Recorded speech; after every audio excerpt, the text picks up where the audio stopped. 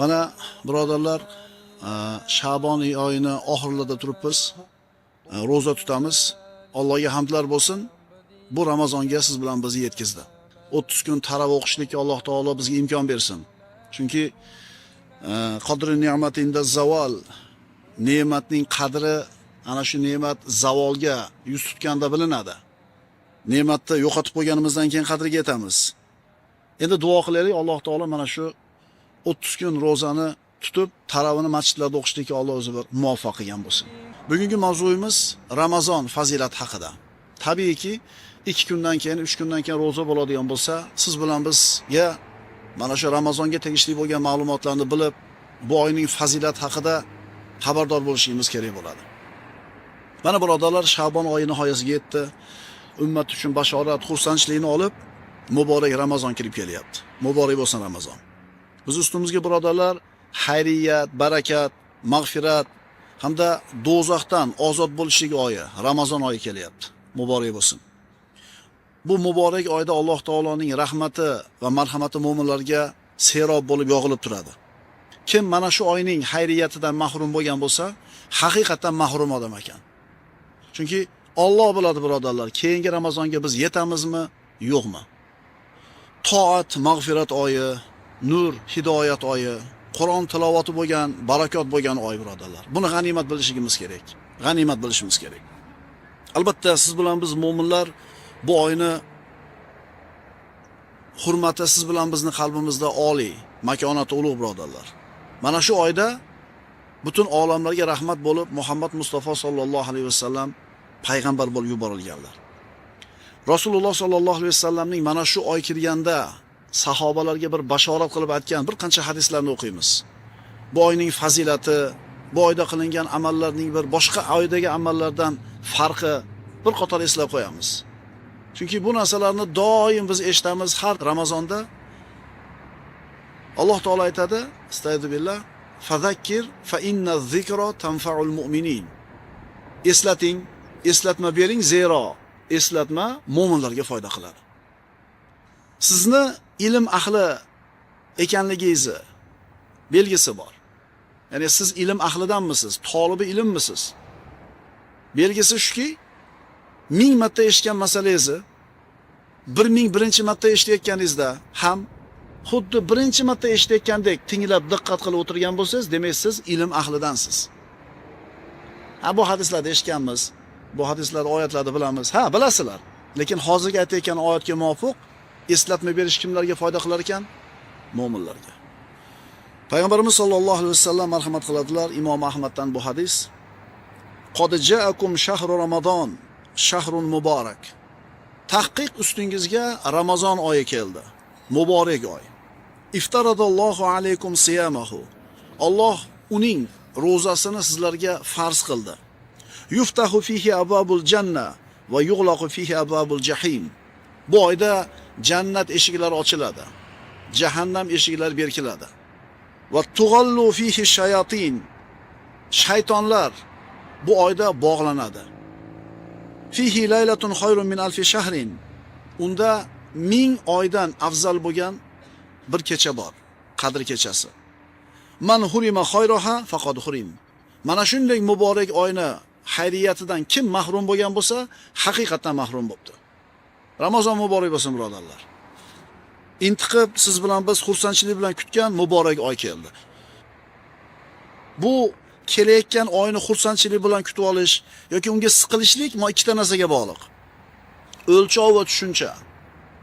Qilayotgan ishingiz haqida tasavvuringiz to'g'ri bo'lsa, shu ishni qilayotganingizda sizga u ish huzur beradi. Qiylanib topgan pulingizdan sadaqa beryapsiz.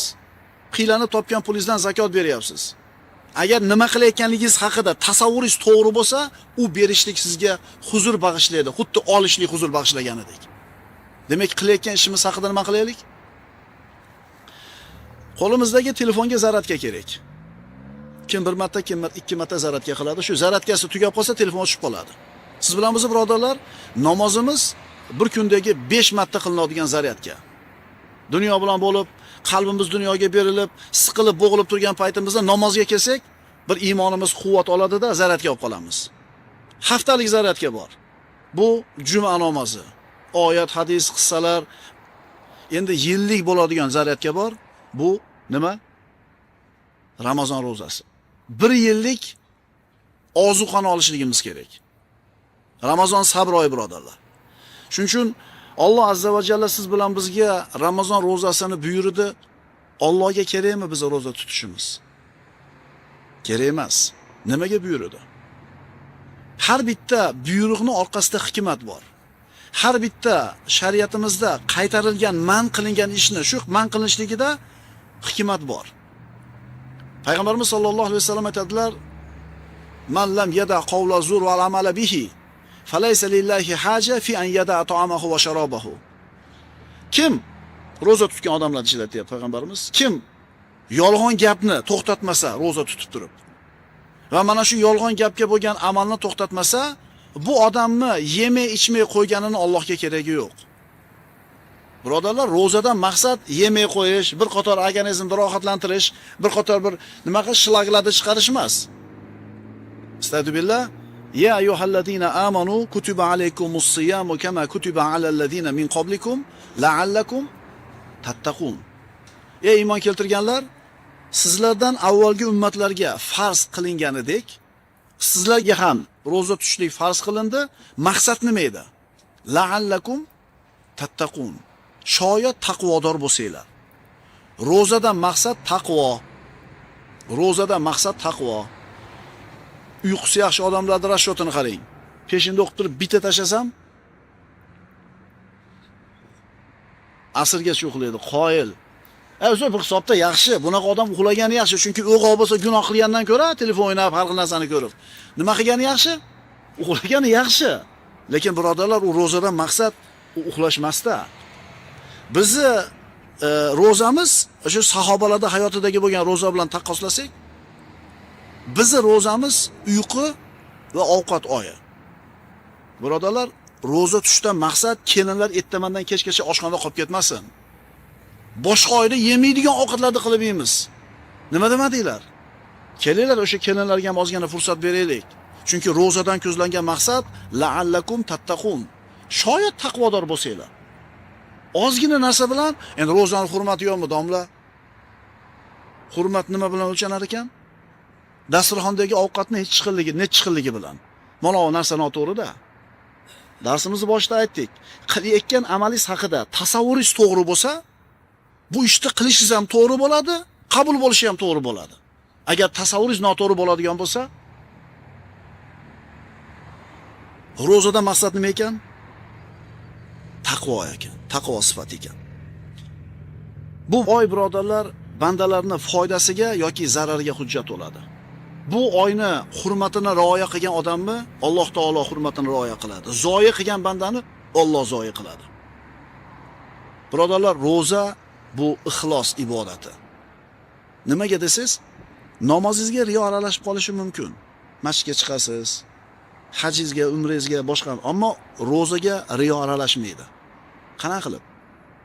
Issiq, charchadingiz, uyga kirdingiz, hali denida muzdek suv turibdi. Hech kim yo'q, eshik yopiq, xotin eshikda yuribdi, chanqagansiz. Aytingchi, nima to'sadi shu yerda sizni suv ichishdan? Muborak bo'lsin. Muborak bo'lsin. Alloh taolo iymonni beribdi. Hech kim ko'rmayapti-da. Mana shu ixlos bo'ladi. Maza qilyapsizmi menaki ichmasdan? Yo ichib maza qilasizmi? Ichmay maza qilasizmi? Demak, Ramazon ro'zasi nima ekan? Bu ixlos ibodat ekan. Alloh azza va jalla mana shu oylarni aylantirib, qachon issiqda, qachon sovuqda Ramazon oyini bizga yuborib sinaydi. Mana shu sinov bilan siz bilan biz ajralamiz odamlardan. Shu sinov bilan siz bilan bizni qadrimiz yuksaladi Allohning nazarida. Mana shu sinov tufayli, imtihon tufayli jannatdagi darajamiz belgilanadi. Jannatga hech kimimiz amalimiz olib kira olmaydi. Siz bilan bizning amalimiz jannatga olib kirmaydi. Allohning rahmati bilan kiramiz. Unda amal nima uchun deyilsa, amal ana shu jannatdagi etajingizni belgilashlik uchun. Astagfirullah. Alif lam mim. Ahasiban nasu an yutraku an yaqulu amanna wa hum la yuftanun. Alloh taolo so'rayapti. Alif lam mim. Odamlar iymon keltirdik deyishlari bilangina imtihon qilinmagan hollarida o'z holiga tashlab qo'yishini o'yladilarmi? Alloh seni sinaydi banda. Roza bilan, kasallik bilan sinov. Holbuki biz ulardan avvalgi kishilarni imtihon qilgan edik. Bas shu imtihon vositasida Alloh iymon keltirdi deb rost so'zlagan kishilarni ham, yolg'onchi kimsalarni ham bilur. Vulkanizatsiyada shu mashinani qildiryapti bo'lsa, peshinda o'qib bo'lganmiz. Ro'paradagi do'konda 3 ta bir 50 da ustidagi akalar do'konda ochib, ko'k choyni qo'yib ichib o'tirishibdi. Mayli sahari bordir, yaxshi gumon qilamiz. Mayli shu doktor tomonidan tutmang degan mayli, lekin ro'zani hurmati yo'qmidi? Nagilikda shunday qo'yishib ichib o'tiribdi. Hamma kafelar yopiq. O'sha mana bu niqada tasavvur, tushuncha noto'g'ri. Ha, ichmoqdan kasallik bo'lsa, mayli shariat ruxsat beradi, ammo hurmatini qilib qo'y. Birodarlar, bu oy g'animat oy, bu shamoldek bulutdek tezda o'tib ketadi. Nafsini jilovlab tarbiyalab qolgan odam yutdi. Robbisini huzurida mana shu oy bandani foydasiga yoki zararligiga guvoh beradi. Alloh taolo mana shu Ramazonda ro'zasi bilan bandalarning azizligini yoki xor bo'lishligini tayinlaydi, belgilaydi. Bu oy bizning foydamizga yoki zararimizga hujjat bo'ladi. Ramazon keldi birodarlar, muborak bo'lsin. Biz ro'za deb aytadigan narsa arab tilida as-savm deyiladi. Savm Ramazon, Ramazon oyining ro'zasi. Savm lug'aviy ma'nosi kishi ikki shahvatini tiyishligiga aytilinadi. Ya'ni qornini va farjini. Mana kimdir kasal, kimdir betob tutmasligi yoki safarda yurganligi sababli ro'zadan bir ma'zur bo'lishi mumkin. Lekin Alloh taolo aytadi: "Va antasumu khayrun lakum in kuntum ta'lamun." Endi agar bilsanglar, tutganinglar o'zingizlarga yaxshi deyapti Alloh. Kasal odam tutmaydi. Ammo safarga chiqqan odamchi? Masalan, hozirgi safarlar avvalgi zamondagi safarlarda emas. Turkiyaga borsin, Xitoyga borsin, Dubayga borsin, tijorat bilan gastinsada yotadi. Konditsioner bor. Hatto ayrim shu boshqa mamlakatlardagi odamlar shu darajada o'lchov tushunchasi buzilganligidan musulmon obod yurtda yashaydi. Ramazon oyida safarga chiqishib olar ekan. Nima qilmasligi uchun? Nima deb o'ylaysizlar? Ramazonda roza tutmagan odam keyin o'rniga qazosini tutib beradi deb o'ylaysizmi? Qarang, Ramazonni yuk, mashaqqat, mehnat deb o'ylayapti. O'zi biz xursandchilik, sharaf deb qabul qilardik-ku. Ko'ryapsizlarmi? Qayerda yashashdan qat'iy nazar, kimlar bilan yashashdan qat'iy nazar, mana ikkita narsasi noto'g'ri bo'lsa, tushunchasi, o'lchovi, tasavvuri noto'g'ri bo'ladigan bo'lsa, shunday qilayotganlar ham bor. Lekin Alloh aytayapti: "Va antasumu khayrun lakum." Musofir bo'lgan chog'ingda ham tuta olasang, agar sharoiting bo'lsa, tutganing yaxshi deyapti. Hatto ana shu uzri bor odam, o'shadagi sahridir yoki suv ichib turish kerakdir, saharlikka turadi. Niyat qiladi. Og'zini yopadi. O'sha dori ichadigan joyigacha tutadi. Tushunyapsizlarmi ro'zani hurmatini? Endi boyaga biz aytayotgan choyda nagli ichib o'tirganlar, mana bu ikkita narsasi noto'g'ri. Keyingi Ramazonga kelasanmi yo'qmi Xudo biladi. Har bitta ishning hikmati bor dedik shariatimizda. Agar ota bolasiga tishini yuvib ol bolam desa, u buyrug'ini bajarishi oson. Chunki bu buyruqning orqasidagi foydani biladi bola. Siz bilan bizga Alloh taolo zino qilma, o'g'illik qilma, tarozidan urma dedi. Uni orqasidagi hikmatni tushunamizda, bajarishimiz oson. Endi siz bilan bizga buyurilgan buyruqni orqasidagi hikmatni tushunmasak, bajarishimiz qiyin bo'ladi. Endi ota bolasiga tishini yuv desa, orqasidagi foydasini tushungani uchun oson itoat qiladi. Endi tayyor turgan ovqatni qonni ochib turganda bolam yema desa, nimaga deydi? Nimaga deydi? Yana qaytarib aytaman. Siz hikmatini tushungan ishni, buyruqni bajarish oson bo'ladi. Ammo siz hikmatini tushuna olmasangiz, qiyin bo'ladi. Endi sizni nima majbur qiladi kunduzida och qolishlikka, chanqashlikka, joningizni, nafsingizni qiynashlikka nima majbur qiladi? Iymoningiz.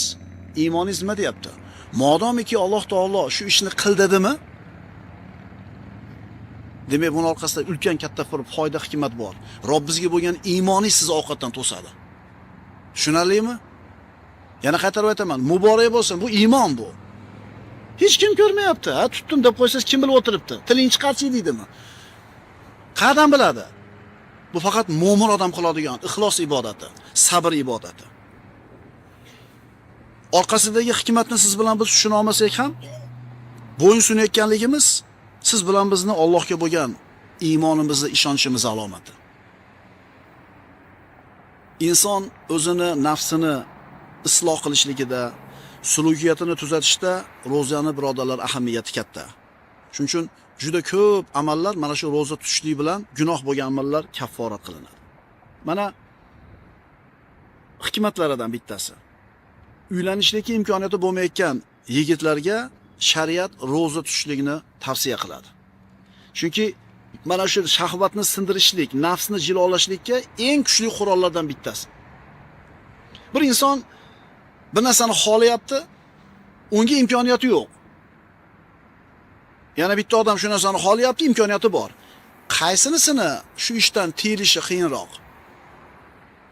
Ana endi siz bilan biz imkoniyatimiz bo'lib turib yemay ichmayotganligimiz nafsimizni tarbiyalashlikka, nafsimizni jilovlashlikka siz bilan bizga zo'r fursat bo'ladi. Rasululloh aytganlar: "Ya ma'shara shabab, man istata'a minkumul ba'ata falyatazawwaj." Ey bo'ydoqlar jamoasi, ey yigitlar, kiminglar uylanishlikka imkoniyati bo'lsa, uylansin. "Va man lam yastati' fa alayhi bis-sawm fa innahu lahu bija'un." Endi kim uylanishlikka imkoniyati bo'lmasa, roza tutsin. Chunki u roza ana shu yigit uchun shahvatni sindirishlik. "Was-so'imina was-so'imat wal-hafizina furujahum wal-hafizat." Roza tutuvchi erkaklar, roza tutuvchi ayollar, avratlarini saqlovchi erkaklar va avratlarini haromdan saqlovchi bo'lgan ayollar. Demak, inson shahvatini kesishligidagi eng ishonchli vosita nima ekan? Roza ekan. Ya'ni qaysi oy kelganligini his qilaylik. Uxlab nima qilmaylik? Beparvolik bilan o'tkazib yormaylik, birodarlar. Jabir roziyallohu anhudan rivoyat qilinadi: "Innamas siyamu junnatun yastajinnu biha al-abdu minan nar." Imom Ahmaddan. Roza qalqon, birodarlar. Albatta, roza qalqondir dedilar Rasululloh. U bilan banda o'tdan himoyalanadi. "Ma min abdin yasumu yawman fi sabilillahi illa ba'adallohu bizalika al-yawm wajhahu anin nari 70 khalifan." Qaysi bir banda dedilar Rasululloh sallallohu alayhi vasallam, bu muttafaqun alayh bo'lgan hadis. Alloh uchun bir kun roza tutsa, bir kun, ya'ni Alloh uchun Ramazonda bir kun roza tutsak, mana shu bandaning yuzini ana shu kun sababli 70 yilga do'zaxdan uzoqlashtiradi. Bir kuni 70 yilga. Sezon deymiz, ha? Nima deymiz? O'sha kiyim-kechak sotadiganga, masalan, dublonga sotadiganga kuz sezon, to'g'rimi? Yo qishmi? Kuz. Chunki uje qishgacha olib bo'lgan bo'ladi-da. Yoki bo'lmasam yozgi kiyim sotadiganga sezon qachon? Bahor. O'sha sezonda olib qolaylik deydi. Mana shu sezonda olsak tom yopib qolamiz. Ya'ni g'animat biladi mana shu narsani. Ramazon mo'min uchun nima? Sezon. Ko'paytirilgan 70 ta. Bunaqa formula qayerda bor? Ro'zadorning savobi behisob qilib beriladi. Astagfirullah. Innama yuwaffas-sabiruna ajrahum bighayri hisob. Albatta, sabirlarning, ro'zadorlarning ajrlari hisob kitobsiz beriladi. Kullu amal ibn adama lahu illa siyam fa innahu li va ana ajzi bihi. Hadis qarang bir go'zalligini. Alloh taolo aytayaptiki, odam bolasining hamma qilgan amali o'zi uchun. Faqat ro'zasi men uchun. Mana shu so'zga e'tibor beraylik. Namozingiz o'zingizga, sadaqangiz o'zingizga, zakotingiz o'zingizga, hajjingiz o'zingizga, o'zingiz uchun qilasiz. Faqat ro'zasi men uchun deyapti. Va mukofotini ham o'zim beraman deydi. Aytdi-ku, hech kim ko'rmaydi-da bu ro'zadorligingizni. Hech kim bilmaydi-da. Payg'ambarimiz boshqa hadisda marhamat qiladilar. Muhammadning joni qo'lida bo'lgan zotga qasamki, ya'ni Allohga qasamki, ro'zadorning og'zidagi hid Alloh uchun qiyomat kunida mushukning hididan ko'ra xushbo'yroq bo'ladi. Bo'lmasam Ro'zador odam ovqat yemaydi, suv ichmaydi, og'zidan noxush hid kelib qoladi. Endi mana shu hid o'zi noxush bo'lgani bilan Allohga mahbub. Nima uchun? Noxushligi uchun emas, kimdan kelayotganligi uchun. Qodir bo'lib turib yemayapti, qodir bo'lib turib ichmayapti. Kimning roziligi uchun? Shu oy kelyapti, birodarlar. Yengli shimaraylik. Inshaalloh 30 kun tarovaga chiqaman. Inshaalloh 8 rakatdan keyin nima qilmayman? Ro'zadorning ikki xursandchiligi bor. U ikkisi bilan xursand bo'ladi. Iftor qilgan paytda bilasizlarmi shu xursandchilik bor, Xudoga shukr yetkazib oldim. Xursandchilikmi? Endi buni egizak xursandchiligi bor. Robbisiga ro'baro bo'lgan kunda shu tutgan ro'zasidan xursand bo'ladi. Hozir aytdik, bu ajablanarli ish emas, chunki ro'zador bu Allohga bo'lgan iymonidan tutadi va o'zini sabrini shu bilan mustahkamlaydi. Ro'zadorlar Alloh ularning gunohlarini mag'firat qilib, o'zini jannatiga kiritadi. Alloh taolo marhamat qiladi, astagfirullah. Was-soimina was-soimat wal-hafizina furujahum wal-hafizat waz-zakirina Alloha katiran waz-zakirat a'adda Allohu lahum maghfiratan wa ajran azima. Qiyomat kunida birodarlar, ro'za o'zining egasini shafoat qiladi. Shafoat degani nima degani? Yo'la borish. Bu bizdan da borish. Kirgizib oling, bizdan deb qo'yamiz. U qormaq o'tkazing deymiz. Demak, shunda yo'la borish. Akalar, hammamiz varzuquna shafaatahu yawmal qiyamah deb duo qilamiz. Rasulullohning shafoatini bizga rizq qilib bergan. Biz o'sha o'tolmay turganda, qiylanib turgan paytimizda payg'ambarimiz kelib turib, "O bizdan bo'ldi, o'tkazib olinglar" deydi. Ro'za sizni shafoat qiladi. Yo'laydi.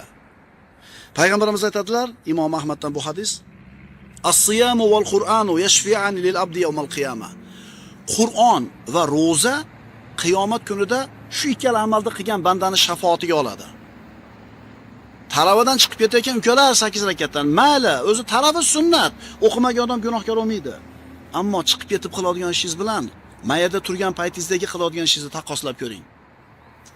Qiyomatda ro'za bilan Qur'on shafoat qiladi deyapti. Bitta harfiga 10 ta savob bor Qur'onni. Siz tashqarida nima qilasiz chiqib? Keling, niyat qiling, shu Ramazonda xuftondan keyin telefonni o'chirib tashab qo'yaman uyga. Masjidga telefonsiz kelaman. Shunda ro'za aytadi qiyomat kunida: "Ey Robbim, men bu bandani kunduzi taomidan, shahvatidan man qildim. Meni shafoat qildirgin" deydi. Qur'on deydi: "Uni tunda uyqudan man qildim. Meni unga shafoat qildirgin" deydi. Bas Alloh izn beradi, ikkalasi shafoat qiladi. Ro'za bilan Qur'on. Ro'za bilan Qur'on. Ro'za ixlos ibodati dedik. Qilayotgan amallarga shubha, riyo kirib qolishi mumkin, ammo ro'zaga kira olmaydi birodarlar. Hech kim ko'rmaganda ham Robbisidan qo'rqadi, ro'za tutadi. Nafsingizni qiynab, chanqab ichmayotgan paytingizda, qorningizni ochib yemay turgan paytingizda Alloh taolo aytadi-da: "Ey banda, sen meni taniysan. Meni yaxshi ko'rasan, o'shuning uchun tutyapsan. Meni ko'rib turishingimga iymoning komil, o'shuning uchun podvalga tushib ham ichmayapsan, tomga chiqib ham ichmayapsan." Bu qalbingizga huzur bag'ishlaydi, birodarlar. Ro'za jannatga olib boruvchi sabablardan. Ko'pchiligimiz bilgan hadis, albatta jannatda Rayyon deb nomlanadigan eshik bor. Undan faqatgina ro'zadorlar kiradi. 8 ta eshigi bor jannatda. Alloh bizga 8 alasiga yo'l bersin. Lekin bittasi ochilib qolsa yutdingiz. Mana shu Ramazon oyi, birodarlar. G'animat bilaylik. U eshikdan faqat ro'zadorlar kiradi. Oxirgi ro'zador kirib bo'lgandan keyin yopiladi, boshqa birovga ochilmaydi u eshik. Savol bo'ldi payg'ambarimiz sollallohu alayhi vasallamga: "Ya Rasululloh, meni jannatga olib kiradigan, meni do'zaxdan uzoq qiladigan amalni o'rgating." Rasululloh aytdilar: "Ro'zani o'zingizga lozim tuting. Chunki u amalga teng boshqa amal yo'q." Haligi sahoba ikkinchi marta "Meni bir amalga buyuring" deganida, "Ro'zani o'zingizga lozim tuting, chunki unga teng bo'lgan boshqa amal yo'q" dedilar. Ramazon oyi keldi, birodarlar. G'animat bilaylik. Imom Termiziyda keltiriladi, Ramazon oyining birinchi kechasi bo'lishi bilan shaytonlar va itoatsiz jinlar bog'lanadi. o't eshiklari berkitiladi. Ulardan biron eshik ham ochilmaydi. Jannat eshiklari ochiladi. Ulardan biron eshik berkilmaydi. Nido qiluvchi nido qilib, ey yaxshilik istovchi, shoshil. Ey yomonliklarni istovchi, ma'siyatlarni ozaytir deydi. Do'zaxdan bandalar ozod qilinadi va bu har kecha sodir bo'ladi. Darsimizning nihoyasida Talhat ibn Ubaydullohdan u kishi tush ko'rdi. Tushida